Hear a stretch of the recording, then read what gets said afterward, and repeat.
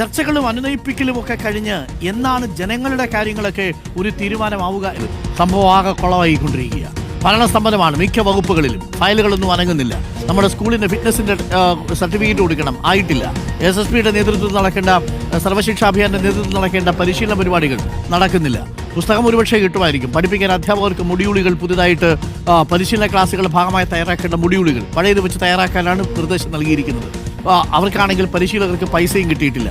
ആകപ്പാട് ചുറ്റി വരിഞ്ഞുകൊണ്ടിരിക്കുന്ന ഒരു പ്രതിസന്ധിയുണ്ട്. ഇതിങ്ങനെ നീണ്ടുപോയാൽ ഭരണ പ്രതിസന്ധിയിലേക്ക് കാര്യങ്ങൾ പോകും. പല വകുപ്പുകളിലും ഉദ്യോഗസ്ഥന്മാർ തിരിഞ്ഞു നോക്കുന്നില്ല എന്നാണ്.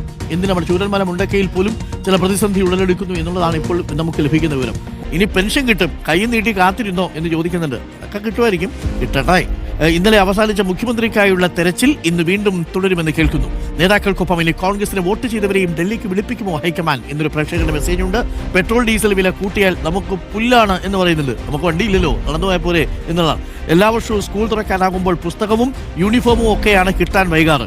ഈ പ്രാവശ്യം ഒരു വിദ്യാഭ്യാസ മന്ത്രിയും കൂടി കിട്ടാൻ വൈകുമോ എന്ന് മറ്റൊരു പ്രേക്ഷകൻ സലാമും ചോദിക്കുന്നു. കസേരകളി വിജയകരമായ 2ാം വാരത്തിലേക്ക് നൌഷാദ് പാലമേട് ജയ് ഐക്യമുന്നണി എന്ന് വേറൊരു പ്രേക്ഷകർ. നടുക്കടലിലായാലും ഡാഷ് നക്കിയെ കുടിക്കൂ എന്നതാണ് കോൺഗ്രസിന്റെ അവസ്ഥ. കേവല ഭൂരിപക്ഷം ഇല്ലാത്തവരും ഉള്ളവരും മന്ത്രിസഭ രൂപീകരിച്ചു. കോൺഗ്രസിന് ഇതുവരെ മുഖ്യമന്ത്രിയെ പോലും തീരുമാനിക്കാൻ കഴിയുന്നില്ല എന്ന് ദിലീപ് എന്ന് പറയുന്നൊരു പ്രേക്ഷകൻ. നീ പറയുന്നു എല്ലാത്തിനും വില കൂട്ടാം എന്ന് വേറൊരു പ്രേക്ഷകൻ പറയുന്നു. ഞാൻ പറയുന്നതല്ല, തീരുമാനമാണ്.